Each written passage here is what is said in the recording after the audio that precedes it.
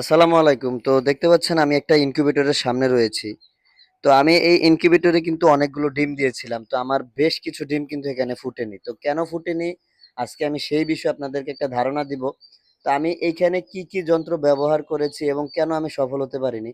তবে হ্যাঁ, আমার দেখুন এখানে আমি যদি দেখাই কিছু ডিম কিন্তু আমার এখানে ফুটেছে। এই যে যেগুলো ফুটেছে এগুলা কিন্তু ডিম থেকে ছানা বের হইছে। আর এই যে ডিমগুলো রয়েছে, এই যে এগুলো প্রচণ্ড লোডশেডিং হওয়ার কারণে যেহেতু আপনারা জানেন যে বর্তমানে তেলের সংকটের কারণে বিভিন্ন জায়গায় কারেন্টের একটা লোডশেডিং রয়ে গিয়েছে। এই দেখুন বাচ্চা যেই কয়টা ফুটেছে সেগুলো তো আপনাদেরকে দেখাচ্ছি। আর বাকিগুলো কিন্তু এখনো ফুটেনি। আমার কয়টা ডিম ফুটেনি তাহলে চলুন দেখি। ১, ২, ৩, এই একটা ৪টা আর এইখানে আরো ২টা ডিম রয়েছে। তাহলে ৬টা ডিম আমার ফুটেনি। আমি যদি কারেন্ট চলে যায় সেই জন্য কিন্তু আমি একটা ব্যাটারি, একটা চার্জার এবং একটা ইনভার্টারও এখানে রেখেছি। এই যে দেখতে পাচ্ছেন আমার ইনভার্টারটা, এই যে আপনাদেরকে দেখাই। এই যে এই ইনভার্টারটাও কিন্তু এখানে আমি দিয়েছি।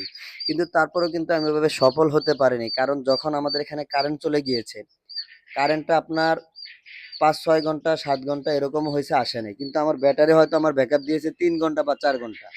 যার জন্য হয়তো আমার ডিমগুলো ফুটেনি। তো আপনারা যারা ইনকিউবেটর মেশিন কিনতে চাচ্ছেন বা কিনবেন, তারা অবশ্যই এরকম একটা ব্যাটারি কিনবেন। অন্ততপক্ষে আপনার লস না হইলেও আপনার কিছু সংখ্যক বাচ্চা ফুটবে।